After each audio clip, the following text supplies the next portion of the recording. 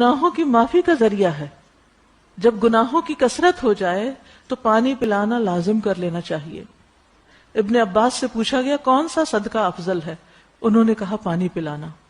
کیا آپ نے جہنمیوں کو نہیں دیکھا کہ جب وہ اہل جنت سے فریاد کریں گے تو کہیں گے کہ ہمیں بھی پانی میں سے کچھ دے دو جو تمہارے پاس ہے یا اس رزق میں سے.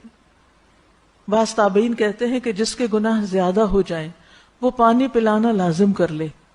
اللہ نے کتے کو پانی پلانے والے کے گناہوں کو معاف کر دیا تھا، تو اس آدمی کا کیا مقام ہوگا کہ جو کسی انسان کو پانی پلائے، یعنی نیک انسان کسی کو پانی پلائے اور اس کو زندگی بخشے، کیونکہ پانی جو ہے اس پر زندگی قائم ہے اور یہ اجر کا بھی باعث ہے. نبی صلی اللہ علیہ وسلم نے فرمایا جس نے کوئی کنواں کھدوایا پھر اس میں سے جو بھی پیاسا جاندار پانی پیے گا، خواہ جن ہو یا انسان ہو یا کوئی پرندہ ہو، تو قیامت کے دن تک اللہ اس بندے کو اس کا اجر دیتا رہے گا، یعنی صدقہ جاریہ کے کاموں میں سے ہوگا.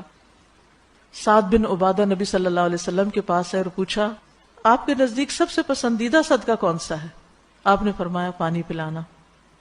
رسول اللہ صلی اللہ علیہ وسلم نے فرمایا 3 لوگ ایسے ہیں جن سے اللہ قیامت کے دن بات نہیں کرے گا، نہ ان کی طرف دیکھے گا، نہ گناہوں سے